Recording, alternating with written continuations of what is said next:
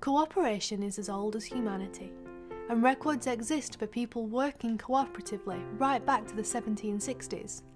But the cooperative movement as we know it today began right here on Todd Lane in Rochdale.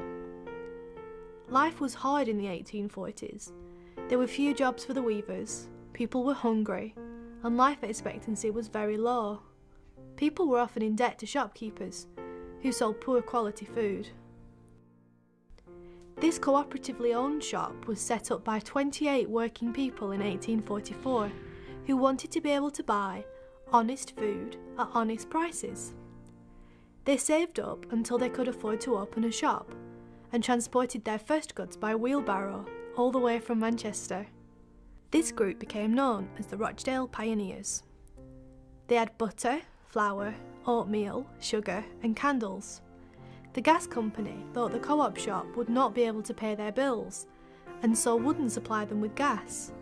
So the pioneers had to use the candles to light the shop the very first opening night at 8 p.m. on the 21st of December 1844. The Rochdale Pioneers were inspired by Robert Owen and used his ideas to create the cooperative values. Anyone could join the cooperative by paying £1, regardless of their religion, politics or job, and each person had one vote. They sold pure goods, and the shop profits were shared with the members as dividends. After 1 year, they had 74 members, and by 1860 this had grown to 3,450 members and 6 new stores.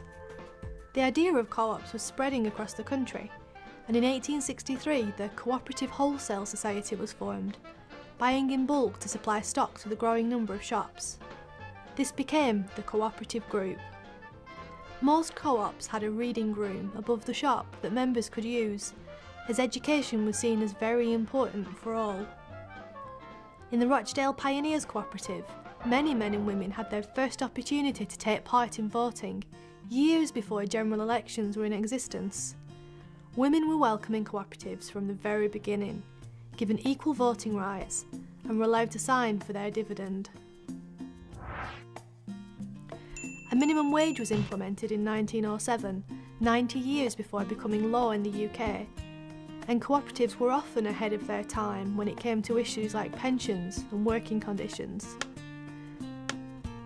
Workers at a cooperative factory in Crumpsall had a piano, library, and even a football club at work, and they were the first biscuit makers in the country to work an 8-hour day.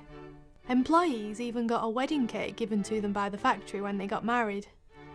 Cooperatives are famous for caring for their members, even looking after the families of soldiers by continuing to pay their salaries whilst at war and assuring them jobs on their return home. Cooperatives spread worldwide and now have 1 billion members. From bankers and grocers to snake catchers and taxi drivers, more than 120 million people now work cooperatively. From the introduction of the Fair Trade Mark in 1994, cooperatives have been committed to stocking fair trade products, helping to support millions of food growers in developing countries. The massive impact of the actions of those 28 people back in 1844 has influenced a global movement, a new way of living and working. The original shop on Todd Lane has been preserved as a museum, so you can come and find out about cooperation, share cooperative stories, and discover more about the Rochdale Pioneers. Cooperation might be an old idea, but people are still recognising that cooperatives, built on the principles that the pioneers developed, are a great way of providing the things we need every day. And 1 in 5 people in the UK now belongs to a cooperative. From housing to food, schools to transport, there's a cooperative for everybody. So if you're not a member, why not join the global movement, so you too can spread the word about cooperation?